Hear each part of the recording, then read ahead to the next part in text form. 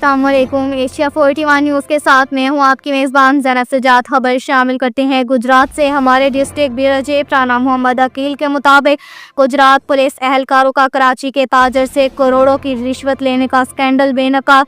ASI Usman Butt, constable Hasnain, constable Sohail Shahzad, private اشخاص ظہیر گجر، راجہ عرفان، نوید احمد، بشیر احمد نے black میل کر کے رقم ہتھیائی اور ٹارچر کیا۔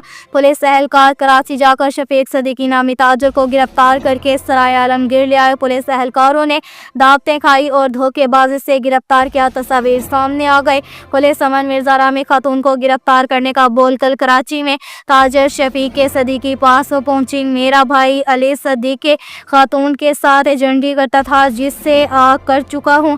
سٹی سرائے عالمگیر کے اہلکاروں نے بلیک میل کر کے مختلف اوقات میں 3.25 کروڑ رشوت لی۔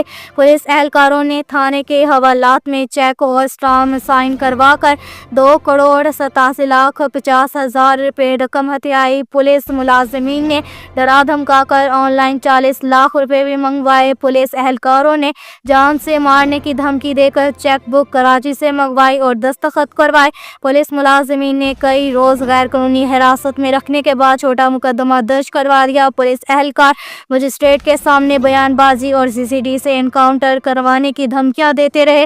شفیق صدیقی نامی تاجر بلدیہ کراچی کا رہائشی ہے۔ DPO گجرات کا انکوائری کے بعد پولیس ملازمین پر مقدمہ درج۔ ASI Usman Butt, constable Sohail Shahzad, constable Hasnain گرفتار۔ شفیق صدیقی کا وزیر اعلیٰ مریم نواز سے انصاف اور رقم واپسی کا مطالبہ۔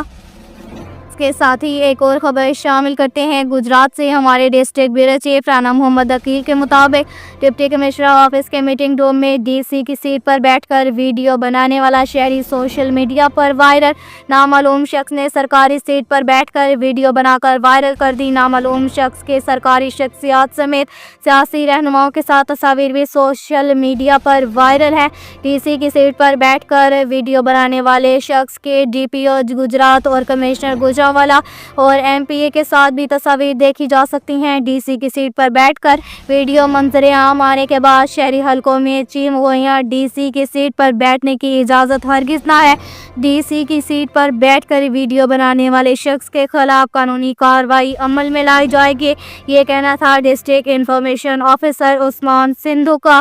اب تک کے لیے اتنا ہی کافی ہے۔ مزید خبروں کے لیے ہماری ویب سائٹ www.asia41.tv وزٹ کریں۔ اللہ حافظ۔